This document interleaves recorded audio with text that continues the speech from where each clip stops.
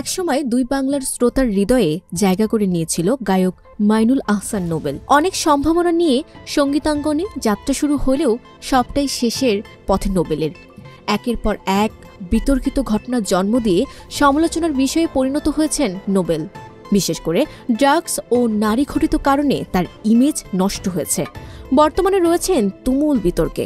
নোবেলের বিরুদ্ধে প্রথম ধর্ষণ মামলা হয় 2019 সালের 16 ডিসেম্বর। চট্টগ্রামের এক তরুণী পাঁচলাইশ থানায় তার বিরুদ্ধে মামলা করেন। মামলার রেশ কাটতে না কাটতেই ওই বছরের 15 নভেম্বর সালসাবিল মাহমুদকে ভালোবেসে বিয়ে করেন নোবেল। পরে দুজনের মধ্যে প্রতারণার অভিযোগ এনে ঝগড়া বিবাদ ও ফেসবুক স্ট্যাটাসে গণমাধ্যমের শিরোনাম হন। এক পর্যায়ে আনুষ্ঠানিকভাবে বিবাহ বিচ্ছেদ ঘটে তাদের। নোবেল আবারও সমালোচিত হন যখন ইডেন কলেজের ছাত্রী তার বিরুদ্ধে ধর্ষণের অভিযোগ আনেন। এরই মধ্যে টাঙ্গাইলে সেই নারীর করা মামলায় ঢাকা কেন্দ্রীয় কারাগারে রয়েছেন নোবেল।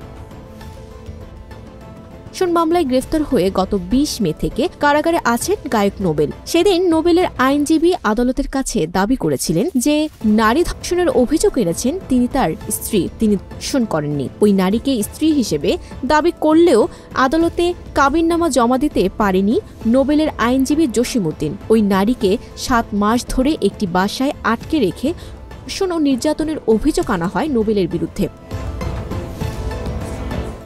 মামলায় গ্রেফতার গায়ক নোবেলকে বিয়ে করার অনুমতি দেন আদালত।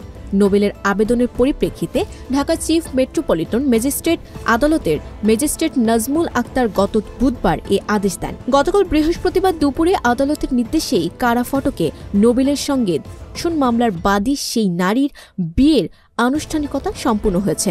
বিয়েতে সাক্ষী হিসেবে দুজনের পক্ষ থেকে উপস্থিত ঘনিষ্ঠজনেরা। জানা গেছে নোবেলের এবারের বিয়ে দেনমোহর 10 লাখ টাকা ধরা হয়েছে।